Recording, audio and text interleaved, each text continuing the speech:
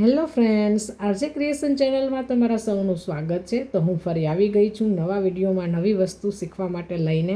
આજે આપણે સરસ મજાનું ફ્લાવર પોટ અને ફ્લાવર્સ બનાવીશું।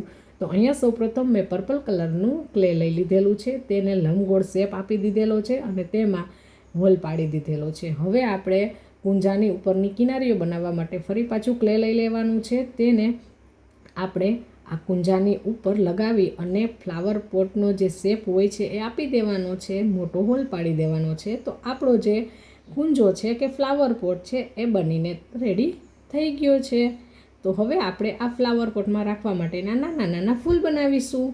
તો અહીંયા મેં અગરબત્તીની કેટલીક સળીઓ લીધેલી છે અને એ સળીઓની ઉપર જે દાજેલો ભાગ હોય ને, અગરબત્તી સળગાવ્યા પછી જે વધે છે એ ભાગ ઉપર આપણે છે આ પર્પલ કલરની ક્લે લગાવી દીધેલું છે।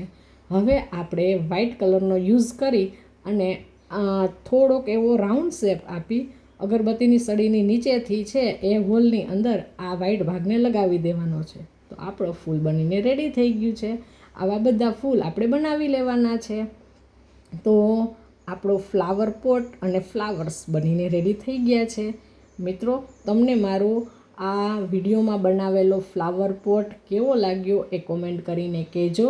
આવા ને આવા વિડીયો બનાવું એ જોવા હોય તો તમે મારી ચેનલને સબસ્ક્રાઈબ કરી લેજો અને મારા વિડીયો ગમે તો લાઈક અને શેર કરજો।